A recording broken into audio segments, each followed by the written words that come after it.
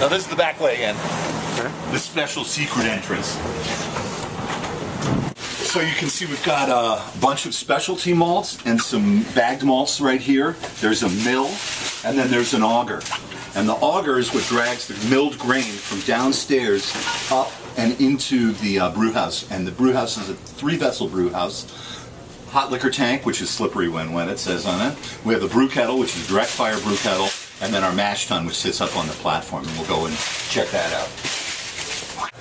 So our mash tun sits up on that platform there, and the mash tun is what we make the mash in. The mash is water, hot water, and the milled grain. And that mash is a thick porridgey-like substance. It's probably 1 quart of water to a pound of malt. And so 450 pounds of malt go into the mash tun with 150 gallons of hot water. There is a false bottom on the mash tun that creates a colander-like effect. So it holds back the solids and allows us to extract the sugar water. This is a very simple brew house. It's called single temperature infusion, meaning that we dough in the grain at with hot water at a set temperature, and then it stabilizes at that set temperature, about 160.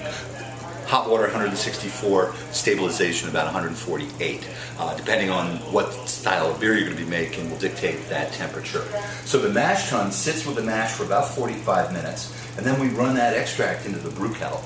That 45-minute rest is known as the saccharification, where the enzymes are activated, the starches are broken down, and the simple sugars are released. We then run that extract into the brew kettle and start bringing that temperature of the brew kettle up to where we will eventually be boiling. So we've got water and malted barley to create the sugar water, or extract, the wort, as it's called, into the brew kettle. Then we strike the fire under the brew kettle as soon as we get the kettle about halfway full.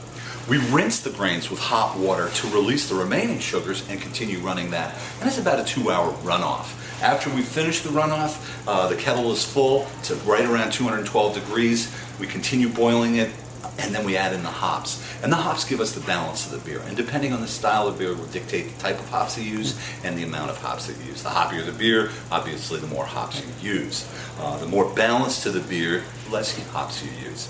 So a lot of very English-styled ales tend to have really great balance. A lot of the American beers tend to be a little out of balance and have a lot more of the hops.